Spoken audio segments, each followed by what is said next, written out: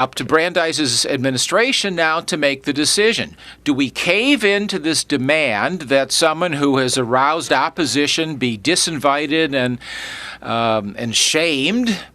Or do we stand by our guns and say, look, if you don't like what she says, you can argue against her elsewhere, but we're not going to let you dictate to us who gets a platform, who gets an honorary degree? Well, Brandeis caved. I wrote about that because I think this is a very bad trend. And not just in this particular case, Brandeis, but it's a wider trend of people on American campuses saying, if we feel offended by some person or some statement or some argument, we have a right not to be offended, and you'll have to take that person or these arguments away from us so we don't have to deal with them.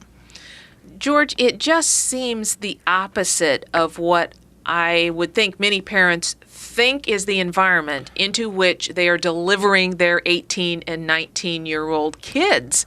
How is it possible that in 2014 you have administrators at a very well-known, prestigious university who are trying to limit the ideas and the speech that takes place on campus? I think it all stems from the egalitarian idea that students need to be protected, that their feelings are the most important thing. That, after all, is a big part of left-wing philosophy, that if your views are so important that when other people challenge them, your rights are being violated. We hear, in fact, there was a case out in California recently where some anti-abortion protesters on campus were attacked by a professor who claimed that their expression of their anti-abortion views was a violation of her rights to a safe place on campus.